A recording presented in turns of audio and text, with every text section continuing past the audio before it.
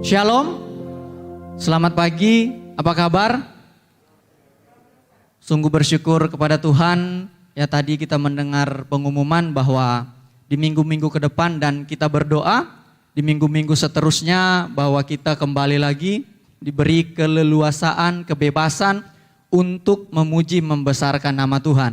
Ya satu anugerah Tuhan yang melimpah, yang besar dalam kehidupan kita, sebab setidaknya 2 tahun kurang lebih kita dibatasi untuk memuji membesarkan nama Tuhan. Dan ada begitu banyak kesaksian, ada begitu banyak anak-anak Tuhan ditolong oleh Tuhan. Namun ada begitu banyak juga anak-anak Tuhan yang mundur di dalam pengiringan akan Tuhan. Dan bersyukur kepada Tuhan kalau hari ini saya kembali lagi dipercayakan untuk melayani kebenaran firman Tuhan. Itu semua karena berkat kasih Tuhan lewat Bapak Gembala, Ibu Gembala, Wakil Gembala, seluruh kepala departemen dan jemaat Tuhan yang ada. Saya mengucapkan banyak terima kasih dan puji nama Tuhan.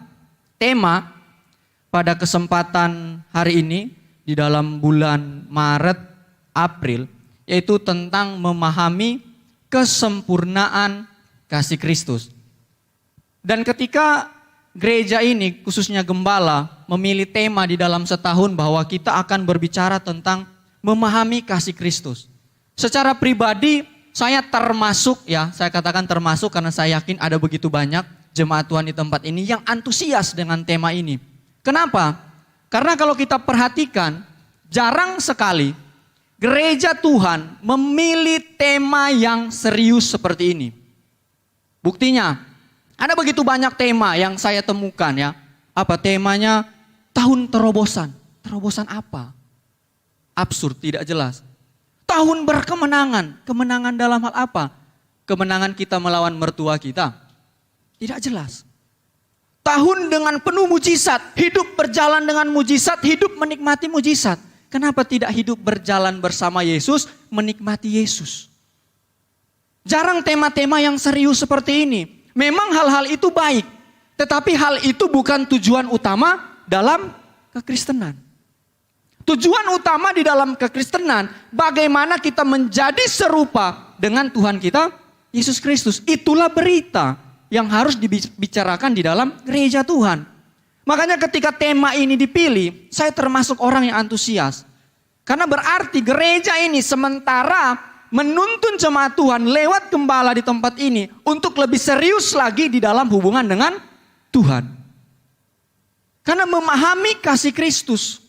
Dan ini satu tema yang sangat baik sebab memahami kesempurnaan kasih Kristus itu adalah persoalan penting di dalam perjalanan iman kita sebagai orang percaya.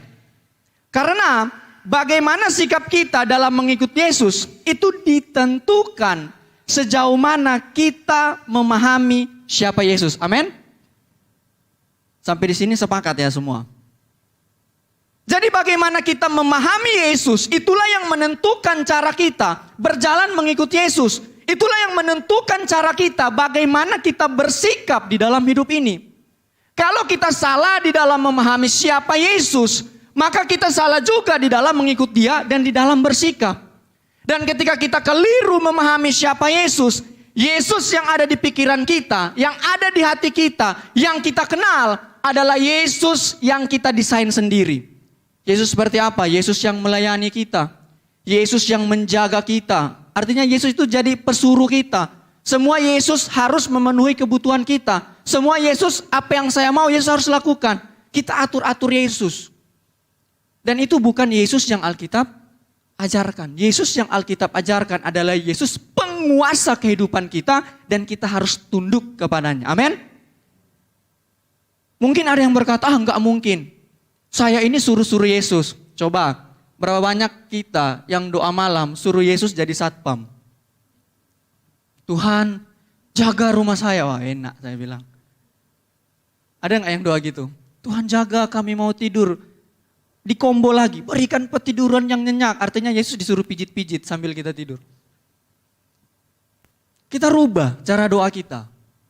Ya, secara kita tidak sadar, itu nampak di dalam kehidupan kita. Maka pada hari ini kita akan belajar bersama-sama memahami kesempurnaan kasih Kristus. Mari ambil Alkitab kita masing-masing di dalam Efesus pasal 3 ayat 18 sampai ayat yang 19. Karena sudah lama kita tidak berdiri dalam membaca firman Tuhan, saya rindu jemaat Tuhan berdiri dan kita baca bersama-sama. Efesus pasal 3 ayat 18 sampai 19. Sudah dapat semua? Kalau sudah dapat dalam hitungan ketiga, kita akan baca secara bersama-sama. Efesus pasal 3 ayat 18 sampai 19, 1, 2, 3. Aku berdoa supaya kamu bersama-sama dengan segala orang kudus memahami betapa lebarnya dan panjangnya dan tingginya dan dalamnya kasih Kristus, dan dapat mengenal kasih itu sekalipun ia melampaui segala pengetahuan. Aku berdoa. Puji Tuhan, silakan duduk. Kalau kita melihat surat Efesus ini Bapak Ibu Saudara, ya surat Efesus ini adalah surat yang sangat menarik. Seluruh kitab di dalam Alkitab itu sangat menarik. Namun memiliki kekhususan masing-masing. Ada kekasan di sana. Dan surat Efesus ini, Paulus bukan menulis ketika Paulus tidak ada kerjaan. Ketika Paulus ada menemukan sebuah masalah. Malahan apa? Sebaliknya. Surat di Efesus itu tidak ada persoalan yang serius di sana. Namun Paulus itu menulis bagi mereka. Dan menariknya kalau kita mempelajari seluruh kitab dalam perjanjian baru yang berkaitan dengan surat, bahkan sebenarnya Injil, itu segala sesuatu dimulai dengan apa? Yang namanya pengajaran. Efesus ini kalau kita bagi, ada dua bagian besar. Ajaran yang sehat, kemudian praktika atau praktis bagi orang percaya. Jadi selalu dimulai dengan pengajaran. Paulus mulai pasal 1 ya. Terpujilah Allah dan Bapa Tuhan kita Yesus Kristus. Di dalam Kristus telah mengaruniakan kepada kita segala sesuatu berkat apa? Rohani. Efesus 1 ayat 3. Di dalam sorga. Baru dia mulai. Di dalam dia Allah telah menentukan kita dari semula. Paulus memulai dengan apa? Pengajaran yang sangat kuat. Karena kalau tidak ada pengajaran, bagaimana kita dapat melakukan sesuatu yang sesuai dengan yang Tuhan mau. Tetapi hari-hari ini lompat Bapak Ibu Saudara. Selalu praktika. Pengajarannya mana? Tidak ada. Sehingga kita hanya menjadi orang yang secara moral baik, tetapi secara kualitas kerohanian sebenarnya tidak ada. Karena penekanannya kepada praktika. Dan Paulus memulai hal itu dengan sangat kuat. Jadi dia rindu jemaat di Efesus itu kuat dalam pengajaran. Bahkan kalau kita baca surat-surat Yohanes, itu pengajaran sesat itu sangat-sangat luar biasa pada waktu itu. Dan anehnya, ini saya bilang aneh. Kalau Bapak Ibu Saudara lihat jemaat mula-mula di abad pertama, mereka itu diadu dengan singa. Mereka itu setiap hari itu mau pakai baju itu susah sekali. Dihantui dengan apa? Ketelanjangan, kelaparan. Pokoknya sangat susah. Namun ketika mereka dalam kesusahan, yang dikasih apa? Pengajaran. Bukan ketika lapar dikasih roti, dikasih apa? Pengajaran. Berbeda dengan kita sekarang, kita melimpah dalam segala sesuatu, tetapi tidak suka apa yang namanya pengajaran. Tidak suka. Nah inilah yang membedakan kualitas, multiplikasi, pertambahan iman, pertambahan jumlah jemaat pada waktu itu. Akibat apa? Orang-orang Kristen pada waktu itu sangat kuat dengan pengajaran. Kemanapun mereka pergi dan berada, ada pertobatan di sana. Tetapi satu hal yang ironi dengan kita, 20 tahun sopir kita, satpam kita, mungkin asisten rumah tangga kita, yang berbeda iman dengan kita, tidak pernah bertobat. Tidak pernah melihat Yesus ada di dalam kehidupan kita. Dan ini pun menjadi evaluasi bagi saya sebagai seorang hamba Tuhan. Apa yang salah dengan kita hari-hari ini? Dan kuncinya apa? Pengajaran. Ya. Berapa banyak gereja mimbarnya ini memberitakan tentang Yesus? Berapa banyak? Sangat sedikit saya katakan. Banyak apa? Oh saya pergi ke sini, saya pusatnya apa? Saya dan saya. Sedangkan di dalam surat Efesus, Paulus menekankan inti pemberitaan, inti dari berita itu harus dan hanya soal Yesus. Mana ada rasul-rasul itu berbicara tentang dirinya ketika melayani. Mana ada. Korintus bahkan Paulus bilang apa? Saya bukan. Dia tidak mau untuk menonjolkan dirinya. Karena dia tidak mau cerita hidupnya itu mendominasi seluruh pelayanannya daripada pribadi Yesus.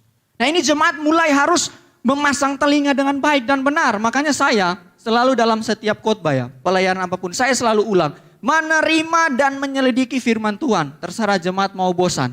Ya, Kisah 17 ayat 11. Harus terima dengan rela hati, pulang, selidiki apakah benar yang dikatakan demikian. Itu jemaat yang sehat. Ini Alkitab loh, bukan saya. Jadi menerima dengan rela hati, kemudian menyelidiki. Kita maju lagi. Jadi memahami kesempurnaan kasih Kristus. Saya tanya, bisa nggak kita memahami kesempurnaan kasih Kristus Bapak Ibu Saudara? Bisa nggak? Tolong satu orang bantu saya. Bisa nggak? Halo? Pada ragu-ragu ini semua. Bisa nggak kita memahami kesempurnaan kasih Kristus? Banyak orang bilang, oh nggak bisa Pak, sulit, tidak mampu. Benarkah sulit? Kita lihat, Alkitab bilang apa?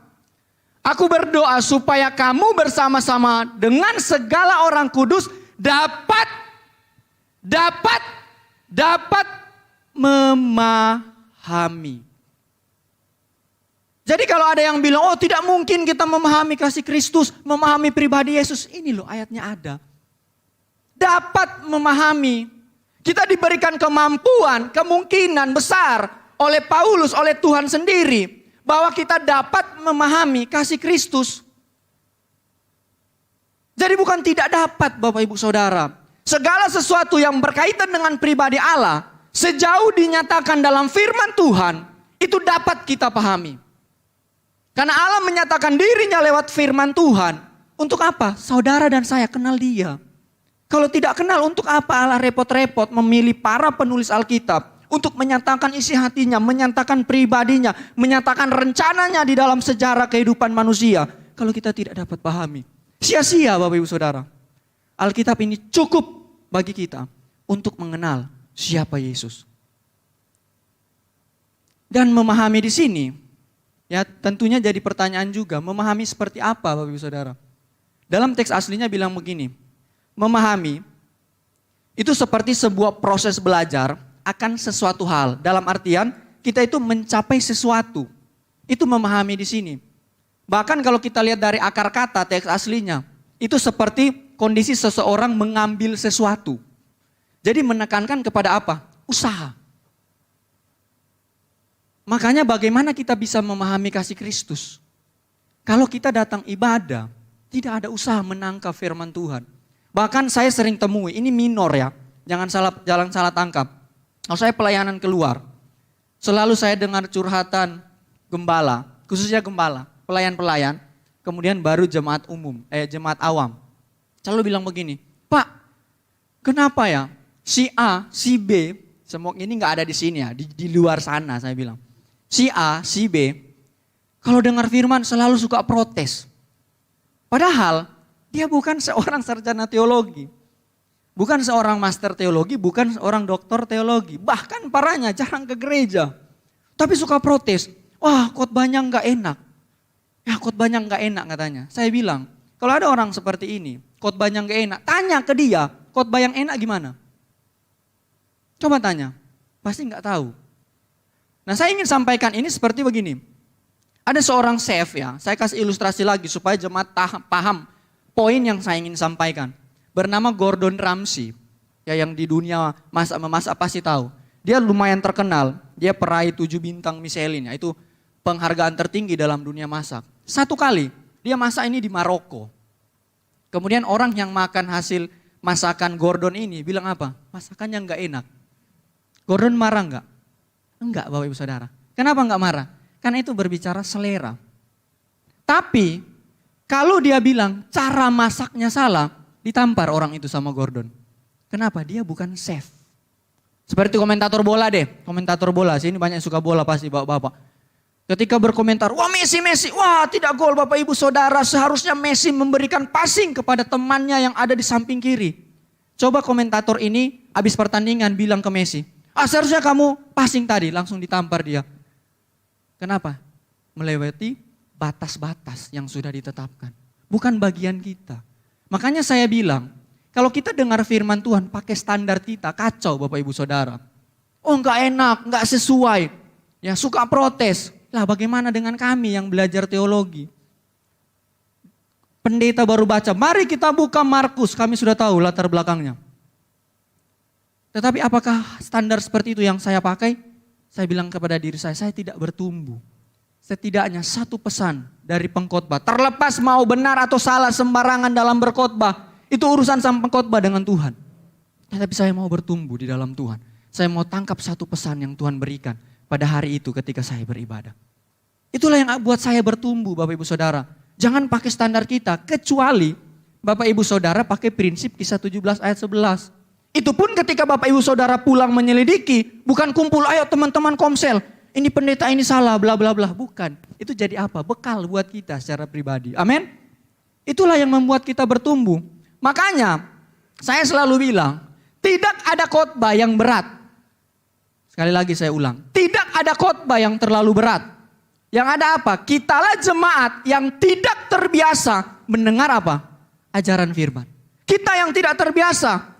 Karena jemaat hari-hari ini standarnya ganda, Bapak Ibu Saudara. Kalau dengan Tuhan itu banyak kompromi. Tetapi kalau dengan dirinya sendiri, harus seperti ini. Harus paten, harus absolut. Tidak boleh ada standar yang berubah. Harus tegas. Tapi kalau dengan Tuhan banyak kompromi. Contohnya, ada enggak dari kita ya, yang orang tua khususnya saya katakan, yang masukkan yang paling gampang anak-anak ke kedokteran atau ke arsitektur lah. Ketika Bapak Ibu Saudara kasih kuliah, semester 1 pulang, Bapak Ibu tanya, kamu di arsitek belajar apa? Oh iya Pak, 1 meter itu 100 cm. Mungkin masih oke lah semester 1. Atau yang kedokteran. Kalau sakit apa? Kasih paracetamol. Tapi setelah semester 7, Bapak Ibu Saudara tanya anak-anak Anda yang kuliah di kedokteran atau arsitektur atau apalah. Pemahamannya apa? Masih sama. Marah enggak? Marah enggak? Komplain, sudah bayar mahal. Tetapi tidak apa? Tidak ada pengalaman yang dalam, tidak ada pengetahuan yang meningkat dari anak-anak kita. Tetapi dengan Tuhan kita banyak kompromi. Ya yang penting mengenakan telinga saja Pak Pendeta. Yang enak-enak saja, yang mudah dicerna. Kalau kita prinsipnya seperti itu, kita tidak pernah akan menjadi pengikut Kristus yang memahami kesempurnaan kasih Kristus. Karena harus ada usaha di dalam diri kita. Makanya kita semua harus berusaha. Ini proses sepanjang kehidupan kita. Kalau kita di dalam dunia ini, kepentingan pribadi kita, kita kasih yang terbaik, kenapa untuk Tuhan kita kompromi? Kita mau yang biasa-biasa aja, standar-standar saja.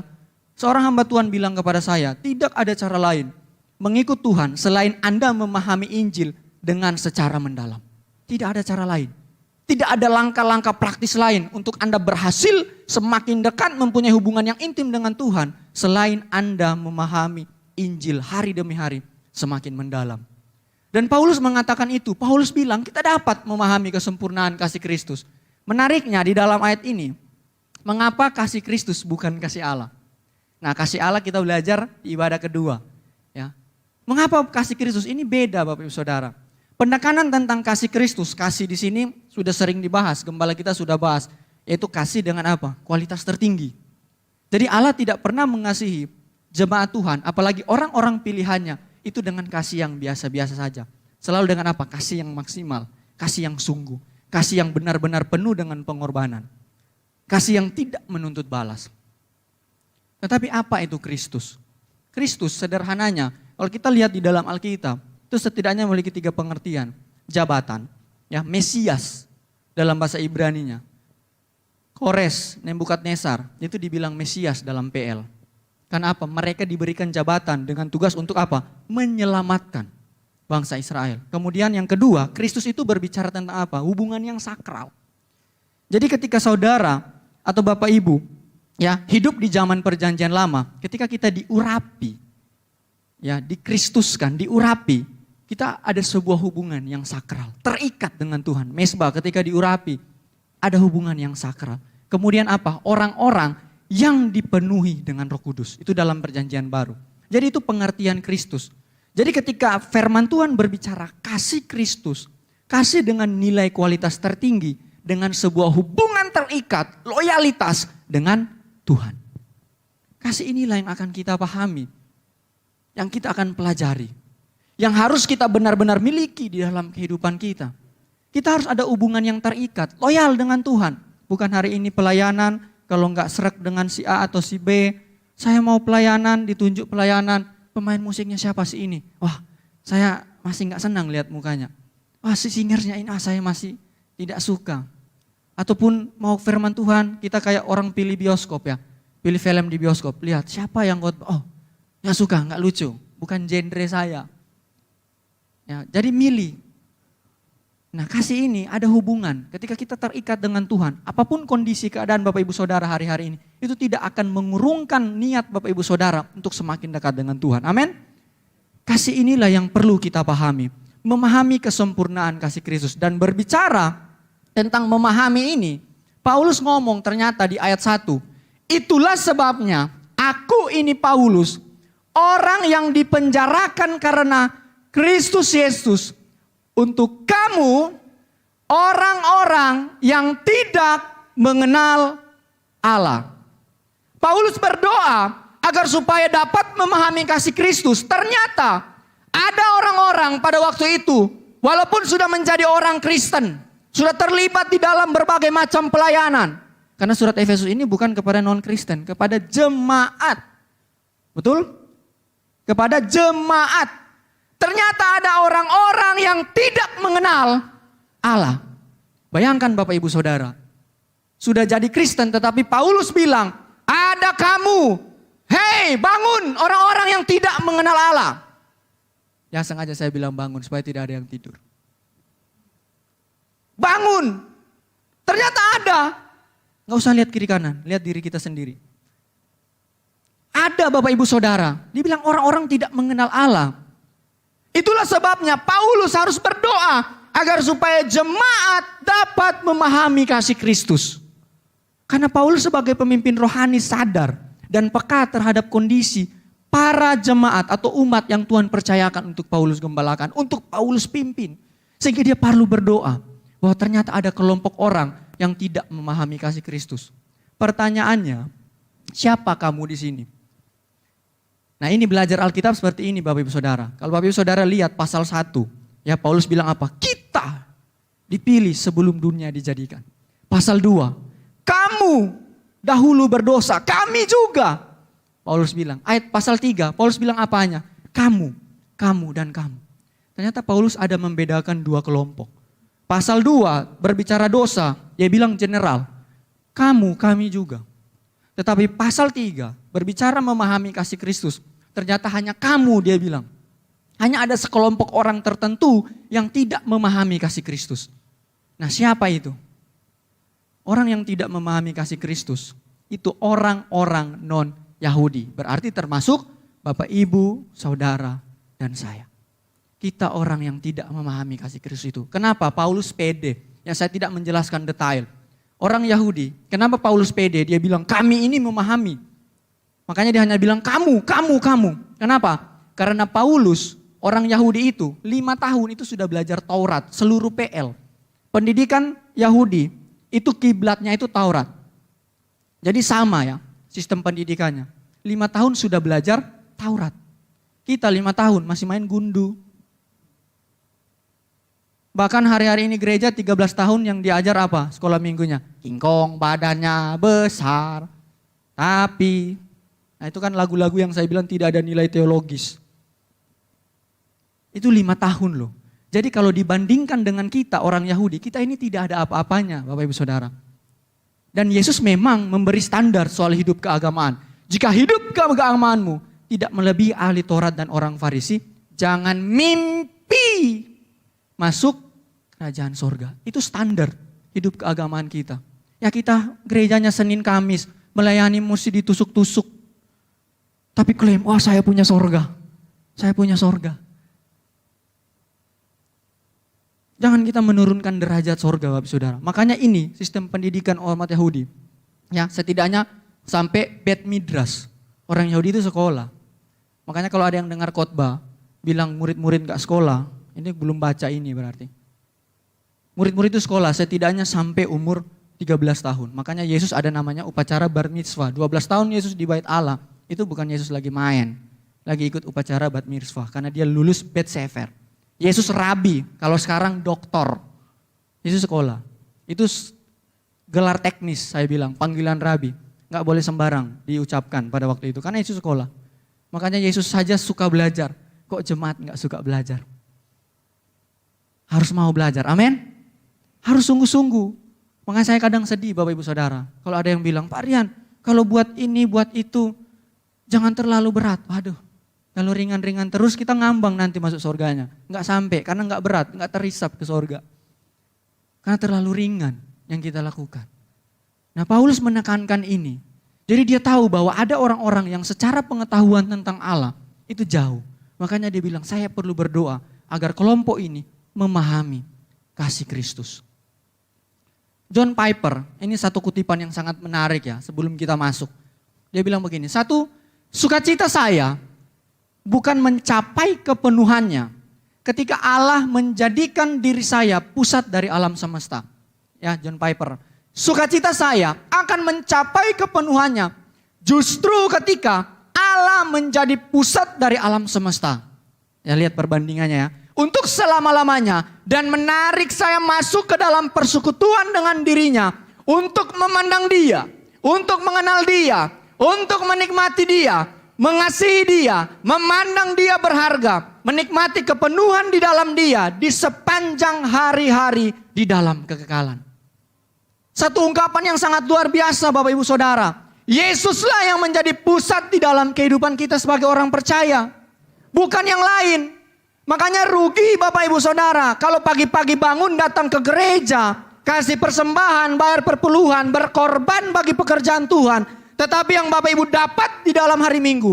Di dalam setiap ibadah. Bukan pribadi Yesus. Makanya evaluasi kalau pulang. Yang saya bawa pulang ini Yesus seperti apa Bapak Ibu Saudara? Sama enggak Yesus yang saya terima, yang saya kenal minggu lalu, atau ada peningkatan enggak ketika saya pulang? Itu yang perlu kita renungkan. Kalau sama saja, Alkitab bilang apa Yakobus? Iblis itu percaya dan gemetar Bapak Ibu Saudara. Kita Sabtu masih bikin dosa, Minggu berani datang ke gereja, bahkan berani pelayanan. Kalah kita dengan iblis, iblis gemetar loh. Nah jadi ini harus kita perlu renungkan, sudahkah Yesus menjadi pusat? Kalau Yesus menjadi pusat dalam kehidupan kita, pandangan kita, fokus kita, itu tertuju hanya kepada Dia. Amin. Seberat apapun kondisi Bapak Ibu Saudara hari-hari ini.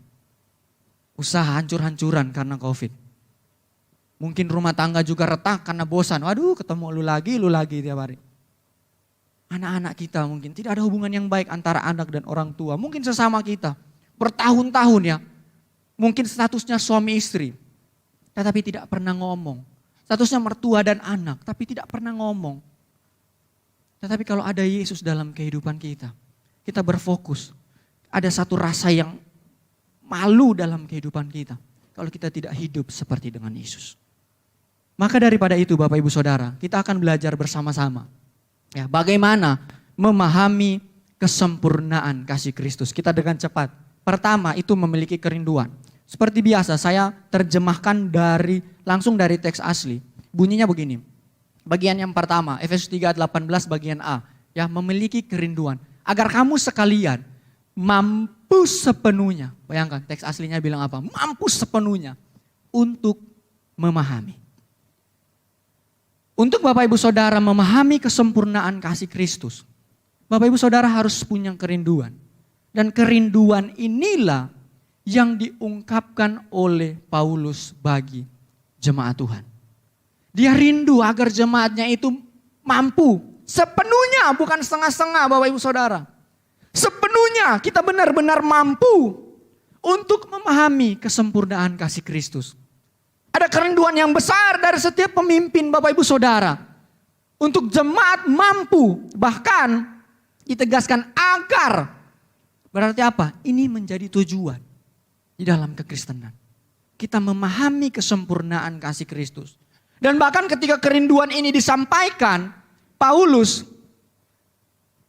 ayat 14 dikatakan begini, itulah sebabnya aku sujud kepada Bapa.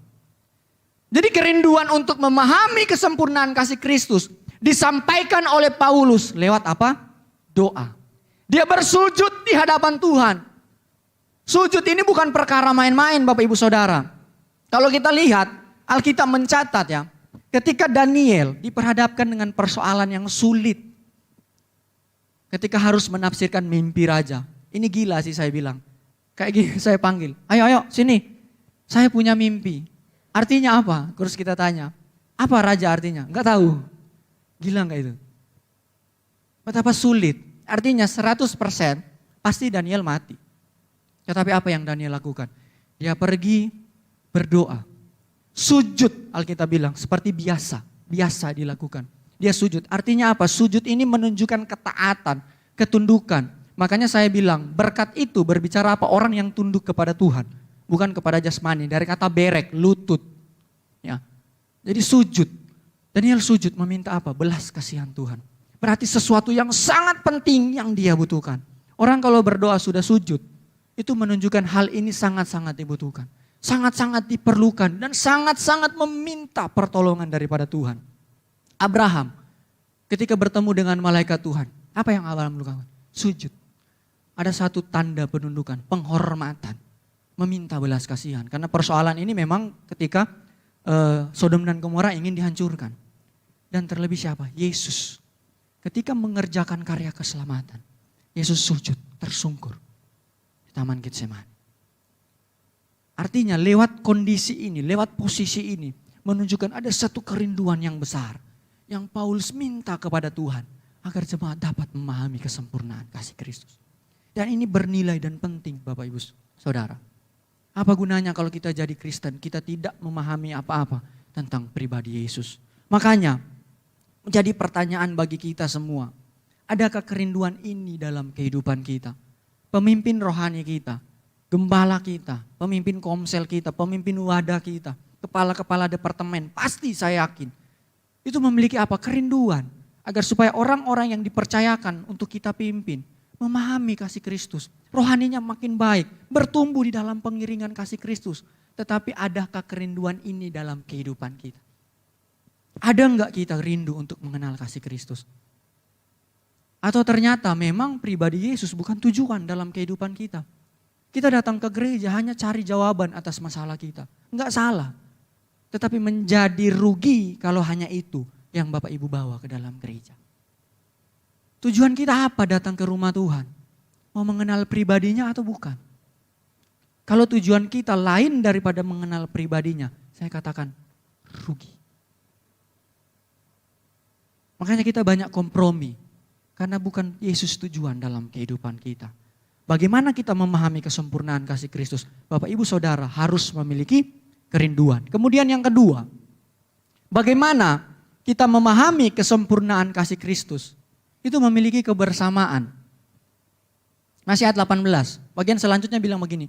Bersama seluruh orang-orang kudus. Ternyata kalau Bapak Ibu Saudara ingin mengenal Yesus, mengenal kesempurnaan kasih-Nya, itu tidak dapat Anda temui di luar perkumpulan orang-orang kudus. Alkitab memberi batas Bapak Ibu Saudara. Tidak ada pengenalan yang benar akan Tuhan kita Yesus Kristus kalau kita tidak ada di dalam perkumpulan orang-orang kudus. Itu sebabnya saya selalu bilang, hari Minggu itu adalah ibadah yang Tuhan izinkan terjadi. Bahkan Alkitab menyatakan setiap minggu pertama ya murid-murid itu berkumpul. Untuk apa? Mereka ditata untuk mengikuti apa yang Tuhan mau. Ditata selama 1 minggu ini kehidupan kita sudah seperti apa. Pesan Tuhan itu dinyatakan, sehebat apapun saya bilang. Senin sampai Jumat atau sampai Sabtu. Kita ikut komsel, ikut ini dan itu. Kalau kita tidak terhisap dalam perkumpulan seperti pagi hari ini, maka kita mudah untuk tersesat. Karena tidak main-main Bapak Ibu Saudara, Tuhan mempercayakan jiwa-jiwa digembalakan kepada seorang hamba Tuhan. Bukan main-main. Bukan main-main. Saya bukan orang anti persekutuan. Tetapi banyak persekutuan, disitulah sumber kesesatan. Banyak, kenapa? Tidak ada payung gereja. Tidak diwadahi, tidak dikontrol, tidak diwatasi. Walaupun isinya orang-orang yang menyebut dirinya hamba Tuhan. Saya pernah bilang November lalu waktu saya khotbah. Seorang entah saya tidak mau menyebut dia hamba Tuhan, saya sebut dia dukun. Latar belakang dukun kemudian bertobat, makanya pelayanannya kayak dukun. Dia bilang apa? Ada malaikat Tuhan, ya, yang dengan pedang terancung seperti malaikat Tuhan yang ada di Mesir. Padahal malaikat Tuhan yang ada di Mesir tidak pakai pedang. Lihat kan? Tapi banyak jemaat yang amin. Akan banyak orang yang mati akibat virus ini. Hari ini beberapa waktu lalu kita sudah dikasih kesempatan 100%. Terus dengan seenaknya dia ngeles. Itu berkat doa orang percaya. Nah itu ciri-ciri nabi palsu Bapak Ibu Saudara. Jadi Tuhan ngeprank bisikin dia. Karena tidak apa? Ada firman. Kalau Bapak Ibu Saudara menenggelamkan diri dalam firman. Hal-hal itu sangat terang di mata Bapak Ibu Saudara. Oh ini gak benar. Ini gak sesuai. Ya saya beberapa waktu lalu. Saya kadang takut dengan istri saya. Istri saya itu kalau ngomong selalu benar. Makanya bersyukurlah kalau Bapak Ibu Saudara, ya bapak-bapak khususnya, punya istri kalau ngomong selalu benar. Bersyukur, sayangi dia. Istri saya itu ngomongnya selalu benar. Salah satu dari sekian banyak, ada seorang ya yang selama ini bisa dibilang kenal dekat dengan kita. Namun sekian waktu tidak ada komunikasi. Kemudian satu kali dia muncul, istri saya langsung bilang apa? Kayaknya dia ini hamil. Kaget saya bilang, kamu ini ngegosip. Enggak, hamil. Dan sekian waktu lamanya, beberapa hari yang lalu, benar terkonfirmasi. Saya bilang, waduh jadi takut saya ini sama kamu. Selalu benar kalau dia bilang. Tapi dalam kasus-kasus yang khusus saya bilang, tidak semua yang dia ngomong benar. Dan benar, dan bahkan ada seorang saya pernah cerita mungkin di tempat ini, seorang ibu kalau pimpin pujian, wah jemaat itu bergetar semua. Pada menangis, pada kan tersungkur. Terus dia bilang apa? Ini ada sesuatu yang salah. 8 bulan kemudian terbukti ibu itu sudah selingkuh 2 tahun. Saya bilang, wah ngeri sekali. Artinya kalau kita ada dalam perkumpulan orang kudus, saya pakai ilustrasi yang paling gampang. Kalau Bapak Ibu Saudara hidupnya tidak kudus, terus mau coba-coba masuk dalam perkumpulan itu kayak di proyek. Orang yang pakai helm putih, Bapak Ibu Saudara pakai helm merah. Kelihatan sekali. Kelihatan sekali. Tidak bisa bohong. Cuman jadi pertanyaannya, siapa itu orang kudus Bapak Ibu Saudara? Di sini kita semua orang kudus, amin. Semua orang kudus, amin. Semua orang kudus, amin. Tapi kok masih buat dosa? Gimana nih? Orang kudus kok masih buat dosa? Bapak-bapak masih suka scroll-scroll foto-foto cewek. Ya. Ibu-ibu kalau ke mall lupa diri. Anak-anak di dalam rumah manis. Tetapi di luar manisnya sampai tutup mata. Sampai pahit. Itu ciri-ciri hidup orang kudus. Makanya kita perlu tahu konsep pengudusan. Kudus itu jangan hanya kita pahami, oh dikhususkan. Dikhususkan untuk apa? Mengapa kita dikhususkan? Bagaimana kita dikhususkan? Itu kan tidak pernah dibahas. Selalu aja kudus itu dikhususkan, dipisahkan. Iya, dipisahkan untuk apa? Banyak yang dipisahkan karena kualitasnya jelek. Kalau kita dipisahkan kualitasnya bagus. Nah berbicara konsep pengudusan, ini Bapak Ibu harus perhatikan baik. Saya agak panjang ya, gak apa-apa karena sudah 100%. Pertama konsep pengudusan itu, ada yang namanya positional sanctification. Kalau dalam dunia teologi bilang seperti itu, kudus secara posisi. Kapan kita dikuduskan secara posisi? Ketika Bapak Ibu Saudara berjumpa secara sungguh ya, garis bawahi, secara sungguh-sungguh dengan pribadi Yesus. Sehingga ketika ada kesadaran bahwa kita ini berdosa dan kita memerlukan Yesus, kita berbalik. Ikut ke jalannya Yesus. Itu pengudusan secara posisi. Jadi ketika kita dahulu terpisah dari Allah, kita dikuduskan, diperlayakkan, dan berhadapan dengan Allah. Akibat apa? Kekudusan Yesus di dalam kehidupan kita. Diperhitungkan di dalam kehidupan kita. Kita dikuduskan secara posisi dan ini pengalamannya pribadi, tidak bonceng. Saya pun walaupun berkhotbah, melayani, ngajar di mana-mana. Tapi kalau saya tidak ajarkan kebenaran firman Tuhan ke anak saya, dan dia tidak merespon dengan sungguh, maka tidak terhitung kekudusan yang saya alami kepada anak saya. Ini persoalannya pribadi. Satu-satu. Jadi kita dikuduskan secara posisi, harus ada perjumpaan Bapak Ibu Saudara dengan Yesus. Secara pribadi. Saya bukan orang yang suka kalau ibadah, ayo altar call, panggil. nangis-nangis di sini didoakan. Oh, yang free sex dibebaskan dalam nama Yesus. Tapi keluar makin parah. Kenapa? Karena tidak ada pengajaran yang diberikan. Karena yang disentuh apa? Hati. Bukan pikiran. Dan seluruh kehidupan. Itu hanya menyentuh hati. Ya. Makanya kita harus dikuduskan secara posisi dulu. Ketika kita sudah dikuduskan secara posisi lewat perjumpaan pribadi dengan Yesus, maka yang ada selanjutnya namanya progressive sanctification. Jadi pengudusan secara pengalaman. Ya. Jadi hari demi hari Alkitab bilang apa? Kuduslah kamu sebab Tuhan Allahmu kudus. Jadi proses pengudusan itu pergumulan setiap hari sampai kita mati. Itu proses pengudusan. Jadi yang dahulunya yang suka selingkuh, yang suka pakai narkoba, ketika Anda dikuduskan secara posisi, Anda diberi kekuatan oleh Roh Kudus di dalam Tuhan kita Yesus Kristus untuk mampu menolak, saya tidak mau selingkuh lagi. Saya tidak mau narkoba lagi. Saya tidak mau melakukan dosa yang menyakiti hati Tuhan. Kita diberi kemampuan ini Bapak Ibu Saudara. Bukan karena kita. Filipi 2 ayat 13 bilang apa? Sebab Allah lah yang mengerjakan di dalam kamu. Efesus 2 ayat 8 dan 9 bilang apa?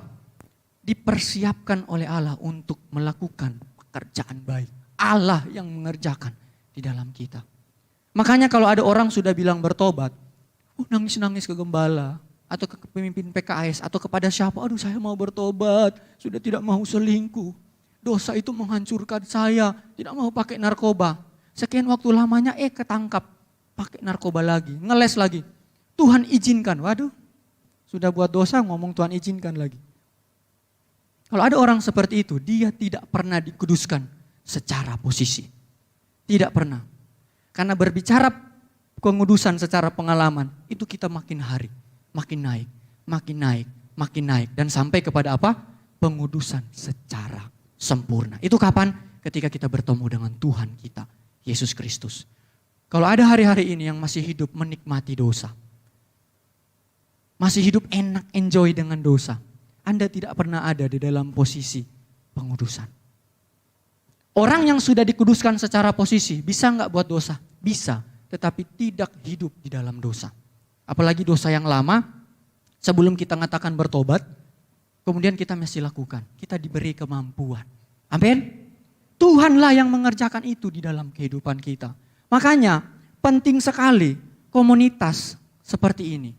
Komunitas orang-orang percaya, komunitas orang-orang kudus. Dan Alkitab mencatat bahwa itu sangat menolong. Sadrak, Mesak, dan Abednego dan Daniel. Kelompok minor di antara orang-orang kafir. Tetapi mereka apa? Dipakai Tuhan dengan luar biasa. Karena apa? Menguduskan diri mereka. Sehingga ketika ada masalah, maut sekalipun, mereka bilang kami tidak akan sujud. Karena perkumpulan orang-orang kudus ini saling menguatkan satu dengan yang lainnya. Membuat apa? Mereka dibebaskan dari api yang menyala-nyala. Daniel ketika ada di gua singa, difitnah dengan hukum raja, tidak ada yang dapat membatalkan itu. Tetapi Daniel luput dari gua singa. Karena apa? Perkumpulan orang-orang kudus. Makanya hargai komunitasmu Bapak Ibu Saudara. Tertanamlah di komunitasmu. Tertanam bersama dengan Yesus, bertumbuh bersama dengan Yesus dan mempermuliakan, berbuah untuk menyenangkan hati Yesus. Itulah fungsi dari perkumpulan orang-orang kudus. Jadi berbicara kekristenan itu bukan soal saya atau Anda. Tetapi berbicara apa? Soal kita. Karena berbicara apa? Kebersamaan. Jadi mulai sekarang kalau datang ibadah di parkiran, jalannya jangan begini Bapak Saudara. Kalau bisa senyum, Alkitab bilang apa? Mendahuluilah dalam saling memberi apa? Hormat. Halo brur, ses. Ya walaupun di belakang, belum ganti utang. Karena berbicara kekudusan, itu bukan dimulai dari rumah Tuhan. Tetapi dimulai dari pribadi kita, di dalam pergumulan kita dengan Tuhan. Ada kedekatan dengan kita dengan Tuhan. Kemudian yang terakhir, bagaimana memahami kesempurnaan kasih Kristus itu memiliki kemajuan. Ayat 19 dalam teks aslinya bunyi begini. Dan mengenal kasih Kristus itu. Ya, mengenal, saya bilang jangan pisahkan pengetahuan dan pengalaman. Alkitab mengatakan dua hal ini satu paket. Seperti sebuah siklus. Pengetahuan menghasilkan pengalaman, pengalaman itu menghasilkan pengetahuan yang baru. Pengetahuan baru itu menghasilkan pengalaman, pengalaman itu menghasilkan pengetahuan yang baru. Jadi jangan dipisah-pisah. Lebih penting mana pengetahuan dengan pengalaman? Gak ada yang lebih penting, dua-dua itu penting. Ya. Jadi di sini memiliki apa? Kemajuan. Dari memahami, Alkitab bilang apa? Dan mengenal kasih Kristus itu. Kasih yang memiliki hubungan yang intim. Dikatakan selagi melampaui segala pengetahuan. Perlu dicatat, melampaui segala pengetahuan di sini itu bukan berbicara tidak dapat dipahami.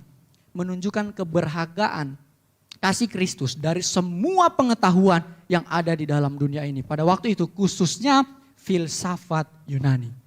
Orang berjuang untuk dapat pendidikan waktu itu. Karena waktu itu orang-orang yang berpendidikan itu orang-orang yang kaya. Kalau Bapak Ibu Saudara miskin tidak dapat pendidikan pada waktu itu. Sehingga itu menjadi sesuatu yang mahal. Tapi Paulus bilang apa?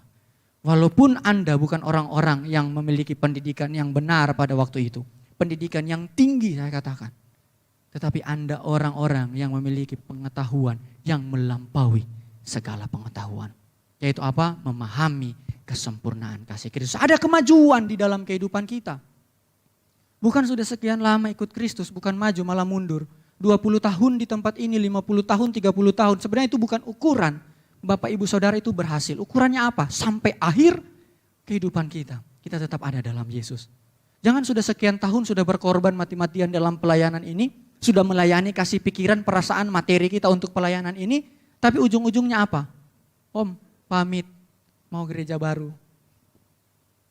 Keluar ya, kayaknya saya sudah tidak dipakai. Nah, Anda berarti orang-orang yang tidak memahami kesempurnaan kasih Kristus. Tidak bertahan sampai kesudahannya. Karena ada kemajuan dalam kehidupan orang-orang yang memahami kesempurnaan kasih Kristus.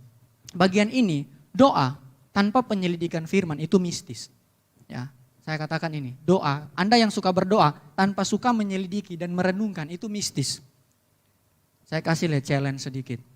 Apa arti lebih dari pemenang? Dalam kitab Roma. Kita akan cari nyanyi ya. Lebih dari pemenang. Menangis lagi. Dalam segala perkara. Ditanya apa artinya? Coba Anda hanya berdoa, jangan menyelidiki. Bisa gak dapat jawaban yang tepat dan benar. Soal arti lebih dari pemenang yang dimaksudkan Paulus di dalam kitab Roma. Begitupun sebaliknya. Penyelidikan firman Tuhan tanpa doa itu ilusi. Itu ilusi. Jadi apa? Doa dan penyelidikan itu harus satu paket. Jemaat harus suka berdoa, harus suka baca Alkitab. Ya, karena ini yang akan menolong kita di dalam memahami kasih Kristus dan mendorong kita untuk semakin maju di dalam ikut Tuhan. Amin. Harus suka berdoa. Baca saja dulu. Paham itu soal belakang. Di gereja banyak tenaga, banyak hamba-hamba Tuhan. Di komsel-komsel, di bagian-bagian departemen itu banyak orang yang akan membantu kita. Ya, saya ngomong gini karena saya lihat sudah secara struktur itu berjalan setiap departemen. Baca saja dulu. Nanti pasti engkau akan diberikan pengetahuan. Saya kasih kesaksian ya. Betapa pengetahuan itu miliknya Tuhan. Walaupun kita sekolah, kalau kita tidak ada kerendahan hati di dalam mengenal pribadi Yesus, itu akan sia-sia. Satu kali gembala saya di tempat ini, itu telepon saya. Ya. Dia mau diskusi soal apa? Abiat, Bapa yang kekal di dalam kitab Yesaya.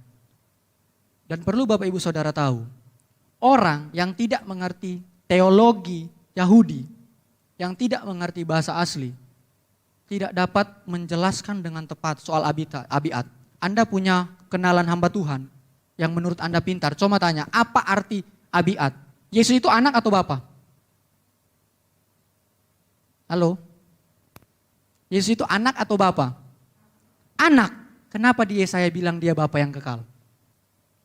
Dan tahu gak Bapak Ibu Saudara? Gembala kita menjawab dengan benar. Saya nangis di depan istri saya. Saya bilang sungguh pengetahuan segala sesuatu milik Tuhan. Inilah yang akan menguatkan kita. Doa dan membaca firman Tuhan. Amin. Harus ada kemajuan. Ini ditunjukkan untuk Petrus ya. Petrus ketika Yesus disalib, Petrus lakukan apa? Menyangkal kan. Bahkan dosa Petrus itu kalau kita timbang ya, pakai timbangan. Orang Manado bilang timbang pakai dacing. Itu lebih berat Petrus sebenarnya dari Yudas. Apa? Mengutuk sampai Petrus. Tetapi ketika dia memahami kesempurnaan kasih Kristus. Di dalam pelayanan ada satu cerita, Quo Vadis Domine ya. Itu ketika Petrus melayani di Roma. Penyiksaan itu waktu itu sangat berat Bapak Ibu Saudara. Jemaat Kristen itu ditindas. Orang Kristen itu dijadikan lilin penerang kota. Seram sekali waktu itu. Diikat tangan dan kaki kepala, kuda itu tarik lari kiri dan kanan. Bapak Ibu Saudara bisa lihat anak Bapak Ibu Saudara lagi dimakan singa. Mengerikan. Saking mengerikannya cerita ini, Petrus mau lari. Ini cerita ada di gereja Katolik Roma. Judulnya Quo Vadis Domine. Ini menarik sekali kalau dibaca. Jadi ketika Petrus mau lari dari penyiksaan ini, dia berjumpa katanya dengan Yesus di jalan. Ketika dia tanya, Quo Vadis Domine? Yesus jawab apa? Venio Roma iterum crucifixi. Saya ingin kembali ke Roma untuk disalibkan kedua kali. Petrus tersungkur menangis. Dan Petrus mengakhiri kehidupannya di Roma dengan disalib terbalik. Karena dia apa? Dia rasa tidak layak kalau dia disalib seperti Tuhannya Yesus Kristus. Ada apa? Ada kemajuan, betul? Daud ketika berdosa dengan Betsheba, di masa tuanya pertobatannya diuji. Dengan siapa? Abisak. Ini menarik, ada kesempatan kita akan bahas itu. Ya, Abisak itu dibilang apa? Miss Universe-nya Israel. Kalau Betsheba itu cuma cantik menurut pendapat pribadi. Abisak Alkitab bilang itu Miss, jadi seluruh Israel itu sepakat dia cantik. Tetapi Alkitab mencatat apa? Daud tidak berbuat dosa. Ada apa? Ada kemajuan di dalam mengikuti Yesus. Sehingga ketika kita memiliki kerinduan, memiliki kebersamaan, memiliki kemajuan, maka kita akan sampai di tujuan memahami kesempurnaan kasih Kristus. Agar kamu sekalian dipenuhi di dalam seluruh kepenuhan Allah. Berbicara kesempurnaan itu bukan berbicara ukuran. Berbicara kesempurnaan teleois itu berbicara sebuah keadaan. Anda tidak mungkin isi bensin di Pertamina terus ditanya, isi berapa Pak? Sempurna. Isi apa? Full. Iya kan? Full. Orang kalau masak, ketika dia masak berhasil, platingnya bagus, dia nggak ngomong full. Dia ngomong apa? Sempurna. Kesempurnaan itu bukan berbicara ukuran, sesuatu yang bisa dikurang atau ditambahkan. Bukan, berbicara tentang keadaan. Keadaan apa? Kita hidup di dalam kepenuhan Allah. Cek sendiri di dalam 1 Yohanes pasal 4. Engkau ada di dalam Allah, Allah ada di dalam aku. Itulah kesempurnaan kasih Kristus. Inilah tujuan kita sebagai kehidupan orang yang percaya. Saya undang pemain musik dan singers. Sehingga Bapak Ibu Saudara, yang menjadi kekuatan Injil pada kesempatan pagi hari ini. Setiap orang yang memahami kesempurnaan kasih Kristus, itu mengizinkan seluruh kehidupannya ada di dalam kendali Allah. Yang akan memancarkan pribadi Yesus Kristus di dalam setiap perbuatannya. Puji nama Tuhan, Tuhan Yesus memberkati kita semua. Mari kita semua bangkit berdiri.